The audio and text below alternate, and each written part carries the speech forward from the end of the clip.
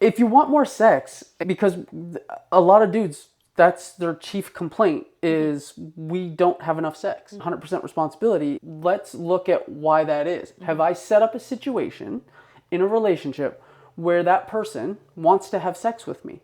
Have I been emotionally transparent? Have I shared the shit that's going on with me? Have I created a safe space where they feel safe to share the shit that's going on with them? Really, I think we really could boil it down. If you want more sex, create a space for her to feel safe to share emotionally. You've built the business, you're crushing it in your career, you've scaled your impact, but are you winning at home? Welcome to the 200% Marriage Podcast. We're Meredith and Craig, and we're here to help you kill that domestic drag and turn your partner into your most elite teammate. From Russian taxi mishaps to hailstorms on the summit, we're sharing the raw and real stories and tactical drills you need to move out of roommateville and into your 200% life. So grab your gear. It's time to build an unstoppable team. Let's dive in. Welcome back to another episode of the 200% Marriage Podcast with Meredith and Craig. I know you've been paying attention. I know you've been following along. We've been reading the book, The 200% Marriage, Your Winning Playbook to Be an Unstoppable Team, written by yours truly, Meredith and Craig. We're each reading the chapters we wrote. We're on chapter 24, Sand in Your Underwear, written by none other than Meredith McKay. Let's go. Get after it. All right, chapter 24, Sand in Your Underwear. Love is an irresistible desire to be irresistibly desired. Robert Frost. Is this the Sex on the Beach chapter? It is not. Completely impractical, by the way. It is the intimacy chapter, though. Now you might be thinking, all right, let's talk about sex, baby. I don't need the beach. Or maybe you're thinking, yes, let's talk about feeling closer and emotionally safe with each other. Both of those takes are reasonable. Generally speaking, and I'm talking very broad strokes here, there are plenty of exceptions. Men tend to approach intimacy from the outside in, and women tend to approach intimacy from the inside out, meaning men often use physical closeness to feel emotionally close to their spouse, while women often need emotional closeness before physical closeness. Basically, for men, physical intimacy is often the prerequisite for emotional intimacy. For women, it's the opposite. Emotional intimacy is often the prerequisite for physical intimacy. Obviously, this difference can cause friction. The good news, though, is that both are required for a happy, healthy, connected relationship. So regardless of which comes first for you, they both matter. And the great news is, we're going to cover both. This chapter will dive into the emotional side of intimacy and some physical intimacy that isn't sex. Before you boo us, we'll cover the sex stuff in chapter 69. Just kidding. It's chapter 29.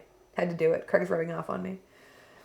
The sex talk is in part 5, the commitment to fun, because sex and fun go together like PB&J. But don't jump ahead. Keep it right here. We're still going to have some fun right now, and it all starts with superpowers. When you were a kid, did you wish you had a particular superpower? Maybe invisibility? Maybe the power to fly? Maybe even mind reading? Most of us think mind reading is a superpower. It's not. As cool as I thought mind reading would be as a kid, I now realize it would be a disaster. We think millions of thoughts a day, many of which are not an accurate reflection of who we are. Random ideas we'd never act on. Moments we're not proud of. Passing noise. So someone who could read our minds wouldn't actually understand us any better. And yet, we expect our teammate to read our mind. We think, if you love me enough, if you knew me well enough, if we were in sync enough, then you should just know what I need. I shouldn't have to tell you. On top of that, actually telling your teammate what you want can feel about as comfortable as sand in your underwear. So we often, subconsciously, expect them to just know. Let's set the record straight once and for all. Mind reading is not a superpower. Not in life, and definitely not in relationships. Expecting mind reading is setting your teammate up for failure. What if, instead, you just told them what's going on? What if, instead, you just told them what's going on with you? You told them what you need. You told them what you want. Because here's the really fabulous news. There is a superpower for your relationship. But it's not mind reading. It's vulnerability. Vulnerability is literally the key that unlocks every kind of intimacy in your relationship. Now, I say lead with vulnerability like it's easy. It's not. Vulnerability is hard. Most of us didn't grow up with role models for it, so we have to learn it as grown-ups. Researcher Brene Brown, we'll just call her the authority on vulnerability and an absolute badass, defines vulnerability as risk, uncertainty, and emotional exposure. Anytime you share something that feels risky, uncertain, or emotionally exposing, you're being vulnerable. Most of us were taught that vulnerability is a sign of weakness. In truth, it's the opposite. Vulnerability is courage in action. Would a weak person bare their heart not knowing how the other person would respond? They would not. Would a weak person share something raw and personal to help someone get through something difficult? Hell no. Vulnerability takes massive strength.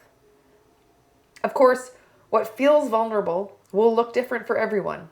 And what feels vulnerable for you will shift within the same relationship over time. If you remember back to chapter 11, when Craig and I first met, he asked me whether I liked Star Wars. At that stage in our relationship, that was vulnerable for me. He doesn't even remember asking. I remember exactly how I felt when he did. My chest tightened, my stomach churned, my brain spiraled because saying I don't like Star Wars felt risky at that stage. That might seem silly or trivial to you. To me, in that moment, it was not. I was afraid of rejection, so I felt a lot of uncertainty revealing my dislike for Star Wars. That tiny moment was vulnerable, and it's why I remember the moment so clearly, and why Craig doesn't remember it at all. He wasn't being vulnerable. I was. He didn't know until years later that it was a vulnerable moment for me. Today, my surface level preferences do not feel vulnerable to me in our relationship. What feels vulnerable to me in our relationship has changed. But the fear of sharing something vulnerable remains. One day, we were hiking in Arizona. Craig, aka a sure-footed billy goat, bounded down the steep trail with his usual confident laissez-faire attitude and loosely tied shoelaces. Meanwhile, I struggled to keep up, especially downhill and when I'm tired. The further he pulled ahead, the more pissed off I became. Doesn't he see I can't keep up? That I might actually hurt myself? I did try to reason with myself and the stories that my brain was making up. I knew logically he wouldn't run down the mountain, hop in the truck, drive away, and leave me there. I tried something our friend Brian Bogart suggests. I tried tracing the physical sensations in my body. Instead of labeling emotions, I focused on the physical cues in my body. I had to pay really close attention to identify the sensations. My heart raced, my stomach tightened, my shoulders tingled. Then something amazing happened. The source of all that frustrated energy popped into my head like a bolt of lightning. My subconscious brain decided in that moment to let me in on the secret. I was terrified of abandonment. I tried to talk myself out of it. I tried to explain it away, but it just rang true for me. I couldn't shake it. That's when I saw Craig nearing a large, slow-moving group. If he passed them, I'd never catch up. So I pushed harder, picked up my pace, and then tripped. Face planted. Hard. Scraped leg, bruised face, total scene. I must have made some noise because Craig turned around and came back for me, and we made our way down the mountain more slowly. All I could hear in my mind was that revelation. I have a fear of abandonment. I knew logically that Craig wouldn't learn about my fear of abandonment and promptly abandon me. But it still felt scary to tell him about it. It felt vulnerable to share this fear with him. But I knew I needed to tell him for two reasons. One, he needs to know about it so he can help me, try his best not to trigger me, and support me when I am feeling triggered. Secondly, everything I decide not to share with him adds a brick in the wall between us. The more bricks in that wall, the stronger it becomes, the more it separates us. I didn't want a wall between us. I didn't even want one brick between us. So the next day we were out for a walk, and I told him. Even though I knew he loved me and would support me, I still felt fear, uncertainty, risk, and emotional exposure when I shared it. But now that he knows, he supports me, encourages me, believes in me, and has helped me process it, work through it, and put it behind me. Bottom line, we're closer because I shared it. I want to take a moment and acknowledge that vulnerability is hard. Being vulnerable feels awkward, scary, hard, uncomfortable, all the things. And everything worth having lies on the other side of awkward, scary, hard, and uncomfortable. Vulnerability is like a muscle. The more you do it, the easier, not easy, but easier, it becomes. To make vulnerable conversations just a teeny bit easier, here's a little vulnerability hack. Go for a walk. When you're facing someone directly, eyeball to eyeball, it can feel more intense. It can feel like more pressure. When you're walking side by side with a view, space to breathe, acceptable moments of silence, it feels more natural. Pauses don't feel awkward, they feel reflective.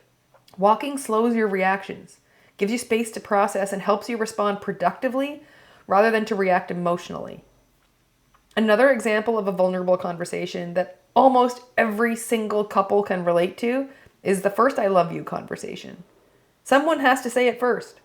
Pure risk, pure exposure, peak vulnerability, and yet we do it. That's something to celebrate. And that's precisely the courage you need to channel for every vulnerable conversation. Here's Craig to get vulnerable and share with you the story of our first I love you. We just finished dinner at a restaurant in downtown Denver. Next up was a Nuggets game. We had different opinions on how to get to the stadium. The dreaded directions disagreement. We are both also, by default, a tad stubborn. We both tend to have a little, I'm usually, maybe not always, but almost always, right attitude. It's taken a lot of growth from both of us to get past this and focus on being happy over being right. But this was before that growth. Mare is convinced we are better off going one way, and I'm telling her it's not the way. I know the way. Spoiler, neither of us actually knew the way. And neither of us was going to admit it at this point. We were dug in and committed to proving the other wrong. So she went the way she thought, and I went the way I thought. To be very clear, this is not my proudest moment. I would never have let her walk alone in an unfamiliar city before. I was clouded by the desire to be right. It was a bad decision, one I would never make today. But we set off to prove the other wrong. By now, you might be asking yourself, I thought they said this was an I love you story. It seems more like a stupid breakup story. Chill, I'm getting to it. As I made that walk, lonely and annoyed, I began to really contemplate what was happening. I realized that this is incredibly stupid. This disagreement means nothing in the grand scheme of our relationship. Who cares who's right or wrong? I realized that she was more important to me than being right. I began to ask myself, what if something happened to her right now because you needed to prove you were right? I would never forgive myself. I realized how important she really was to me. I realized that though neither of us had ever said it out loud to each other yet, I love this woman. I need to tell her. So I called her. No, I didn't say I love you for the first time over the phone. Though with the way I was acting that night, I can see how you might have gone there. I asked her where she was so I could find her. We met up and walked the rest of the way together. We were both a little quiet. We were waiting in line to show our tickets for the game when I leaned in and whispered, I love you. Her eyes welled up with tears. She looked at me and said, yeah, but I was right. Just kidding. She said, I love you too. It was a great moment. Best words I ever heard. A core memory for life. We hugged it out and we went back to being us again, but a deeper, more connected us. That was incredibly vulnerable for me. Not only to admit that I was being an idiot, but to say I love you first was huge for me. I was still guarded and very protective of my heart because of my previous relationship. That disagreement really put things into perspective for me and allowed me to let my guard down and be vulnerable. When I did, things changed. We grew closer. That's when I began to realize the power of vulnerability. Lean into vulnerability. Like Mare said, it's a superpower for growing your connection. You cannot have true intimacy without vulnerability. When your teammate shares something, anything with you, your response determines whether they'll share something with you again. If you validate their feelings, they'll feel seen and heard and feel safe to share more with you. Each time you dismiss them, you're adding a brick in the wall between you. Stack enough bricks, and before you know it, you have a wall of disconnection between you. Let's look at an example of validating and an example of dismissing in action. Your teammate shares that they feel left out because some of their friends went to lunch without inviting them. You can't see why they'd be disappointed, because if you were in that same situation, you'd feel relieved to have the extra time to tackle your ever-growing to-do list. So you respond with, be grateful for the extra time to do other things. Plus, you couldn't go anyway. That's dismissal. This is how that response sounded to your teammate. You're wrong to feel how you feel. Nobody keeps sharing when they're made to feel wrong for their feelings. Instead, you could say, I'm sorry. I can imagine that doesn't feel very good. That's validation. It's that simple. Put yourself in their shoes. That's empathy. Empathy creates safety. When someone feels seen, understood, and safe, they're more likely to share more with you. More sharing equals more intimacy. When someone feels seen, understood, and safe, they're more likely to share more with you later. More sharing equals more intimacy. And validating becomes easier when you regulate your emotions. Regulating your emotions simply means you manage them. You manage your emotions instead of letting them manage you. Remember the chit-chat story from chapter 20? I felt triggered. I could have reacted emotionally and lashed out at him. What do you mean by chit-chat? Are you dismissing me? What makes you so important? Who made you king of important conversations? Then he likely would also have been triggered and reacted emotionally. And then we stack emotional reaction on top of emotional reaction on top of emotional reaction until eventually we have an emotional explosion and feel completely disconnected from each other. Reacting emotionally looks like snapping back instantly, raw and unchecked. It usually makes things worse. Responding productively means pausing, breathing, speaking with intention instead of reactivity. Craig chose to respond productively by leading with curiosity and asking me questions instead of reacting emotionally, saying something like, those are literally the exact same words you always use, you dingbat. Only you get to say certain words now? What's your problem anyway? By the way, he would never call me a dingbat, even if I was acting like one, for illustrative purposes only. By calmly asking me questions, he got me to realize without telling me that chit-chat is the term I always use. So it only makes sense he would use it too. We had a productive conversation instead of an emotional reaction that would have eroded trust and emotional safety in our relationship, all because he managed his emotions in that moment. Emotional safety and vulnerability are the foundations of emotional intimacy. For many, emotional intimacy is the bridge to physical intimacy. Contrary to popular belief, physical intimacy isn't just sex. We are going to talk about sex. Be patient. It's coming. Physical touch builds intimacy too. That looks like hand-holding. Not a big tool in our arsenal, to be honest. Shoulder squeezes. I see you. I'm here. Couch cuddles. Whenever we're relaxing and watching something. Bum taps. Personal favorite of ours. Foot rubs and toe tugs. Personal favorite of mine. Massages. Both of the clothed and unclothed variety. Hello. Here's why physical touch is so important. Physical touch releases oxytocin, the love hormone, the connection hormone. It builds feelings of trust, love, safety, and closeness.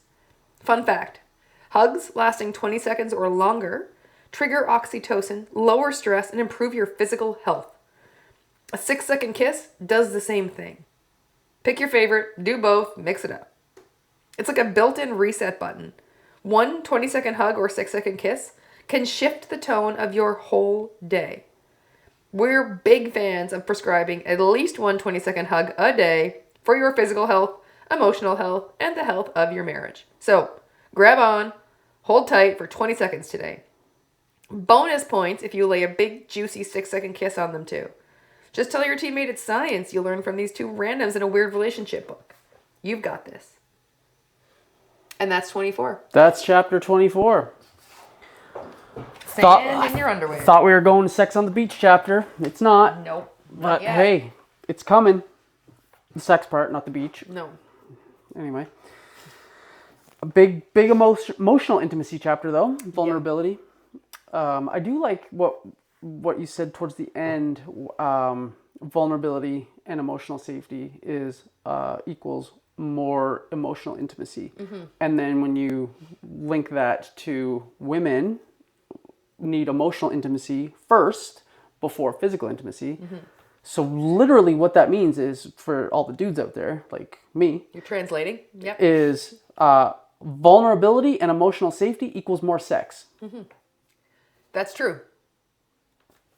Like, you want more. It is that simple. If you want more sex, Make her feel safe, like so that she will share more with you, and be vulnerable with her. and share stuff that's share going on your with shit you, that's going on with you. Let her share her shit going on with her, and you will have more sex. and then your naughty bits will touch. Period. That's how that works. Yeah. If you want more sex, because a lot of dudes, that's their chief complaint is we don't have enough sex. 100% responsibility, and 100% responsibility is, let's look at why that is. Have I set up a situation in a relationship where that person wants to have sex with me? Have I been emotionally transparent? Have I shared the shit and been vulnerable and shared the shit that's going on with me? Have I created a safe space where they feel safe to share the shit that's going on with them? Validated their feelings. And then if you've done those things, check in on the hygiene side of things. Like just Have a shower. Like have a shower, brush your teeth, all the things. But if you're doing that, then check in on the emotional safety. Have you created that situation in the relationship where they feel safe to share with you? And are you sharing with them? And by you sharing with them, you actually create a safer space for them to share with you. Correct. So really, I think we really could boil it down all. If you want more sex, create a space for her to feel safe to share emotionally. You do that by sharing emotionally yourself. You do that by validating her emotions when she shares them. You don't have to agree with them. You do not have to agree with them. You just have to have a little bit of empathy to say, I can imagine that must suck. I'm sorry. Like literally, that's all you have to do. And you have to respond productively and not react emotionally. And then you That's have it. more sex than you can handle. And the responding productively instead of reacting emotionally, I'm not sure if that's harder than being vulnerable yourself. I don't know. It's going to vary for everybody, but that is hard. It is hard not to respond emotionally because the emotions are bubbling up inside of you and they come out your mouth and your eye roll and all the things. And the minute they do, you're fucked. Like Not the way you Not the way you wanna be. Not the way you were looking for. the way that she feels, the other person feels unsafe and are unlikely to share with you again. And And once you damage that, it's really hard to come back from. You have a lot of work ahead of you to. It's not to impossible, undo but it's it. hard. But the more you make them feel unsafe when they share, use those vulnerabilities as weapons against them, it just erodes it, and it's really hard to come back from. So Less sex. responding productively almost always requires a deep breath first. Like before you say or do anything, breathe in and then breathe out. And is this going to create a safe environment emotionally for both of us? If the answer is no, don't fucking say it. But vulnerability is the key to emotional intimacy, which is what women need. And so, like the key to this whole chapter, and the biggest takeaway, is that intimacy is both emotional and physical, and we're going to get to the physical side momentarily in a few chapters. But the emotional side is super, super important for half of the people out there, 50, you know? And so we really need to dial in and make sure that that emotional connection is happening so that we can get to and have the best physical connection possible. Yeah, so let's talk a minute about vulnerability because it's so fucking hard. And how most of us grew up believing vulnerability is weak, which almost makes me laugh out loud. Because if vulnerability was weakness, then wouldn't everyone just be able to do it if they wanted to? Like, vulnerability is hard. It takes a lot of courage. It's not easy. It can't possibly be weak. I also think that a part of that is that it's justification for not doing it. It's a way to get out of it. Is like, if you can present it as, oh, that's weak, that's why I don't do it, then it just becomes easier to not do it. It's an excuse. Yeah. You're full of shit if that's what you believe. It's an excuse to get out of it. But also, we are conditioned as you know... Especially as men. Yeah. But probably coming from men who didn't want to be vulnerable and saw it as like a weakness and like, no, masculine men don't do that. Well, masculine men that like sex do. Yeah. So Which I think most masculine men do. I would think so. I mean, I do. Speaking from experience. But I do think it's more of an excuse. Mm-hmm. I do think it's something that you're told early on, and it's just something that you adopt. And so I don't know that everyone consciously believes that it's an excuse, but I think it was derived out of an excuse. That whole mentality. The root cause came from someone making it up as bullshit so they could get out of it. And it's been taught, conditioned for so long, around so many generations, that it's just believed now. I think I don't know if it was just one somebody, it started one person, but I think just generally as men, we defaulted to that's a weakness. That's something that men don't do. We don't get vulnerable. We don't show weakness. We're strong. We're protectors. That's women cry. Women get vulnerable. They share their feelings. Men, absolutely not. We protect, stand strong, sturdy. We can't show weakness. We don't do it. Mm-hmm. But if you like sex, you'll do it. I mean, if you want to boil it down to its simplest terms, I think, if you want more sex, be more emotionally available. Mm-hmm. It's just is what is emotion? Because I've heard that emotionally available men in TV shows and movies growing up, and I didn't have a clue what that meant until the last few years. And it, I think, for me anyway, means that they're willing to be vulnerable and create space for me to be vulnerable. Yeah. 100%. And we shared our love you story in this chapter, which is interesting. It's funny. I remember that night very clearly. Very clearly. I don't remember where we... It's funny because... I don't remember exactly what restaurant. I remember the part of the city we were in. I remember, we... it's funny because you were absolutely going the wrong way. I couldn't even believe that's the path you were going. But anyway, whatever. It's funny because you crossed the street and... You crossed the other way. I stayed on our side of the street that we were on, and I thought you were going to walk down the same... walk in the same direction, but the other side of the street. And when I got to the next block to cross over to meet you where you were gone. Yeah. I was like, what the fuck? Where did he go? Yeah. Poof. Couldn't believe it. Gone. I was like, oh shit. Yeah. How do I get there? Yeah. It was not my proudest moment, but I redeemed myself. You did? Yeah. Big time. Yeah. It was, interesting. I teared up when you told the story again. I experienced it the first time. Yeah. And then I've read it 100 times in this book. Yeah. When we were writing and editing the book, and even still, right now when you told the story, every time. Yeah. Oh, it's a good ending. It's definitely not my proudest moment. It definitely doesn't paint me in the best picture. So it's vulnerable to share. Correct. For various reasons, but it's a good story though. I think it is funny. Adds to the book for sure. It feels on brand for us. Yeah, awkward, weird, on brand for sure. Anything else with this chapter you want to chit chat about? I don't think so. Yeah, okay. So, that's chapter 24, folks. On to the next one, chapter 25. What do we got? A little preview for you. We'll give you the title. 25. Big Trust Energy. BTE. Big Trust Energy. I think it's a McKay chapter. I think Mare's reading this one too. I think so too, yeah. Oh, it's a short one. Short chapter coming at you next week. Stay tuned. See you next week. Bye! If today's episode gave you a new lens for your relationship, don't let it stop here. The best teams never stop training. On Thursdays, we drop the Unstoppable Team newsletter on LinkedIn. It's our high-performance briefing designed to give you one tactical drill you can run with your teammate over the weekend. So just search Meredith and Craig on LinkedIn, or click the link in the show notes to subscribe. Get the briefing, kill that domestic drag, and we will see you next Tuesday.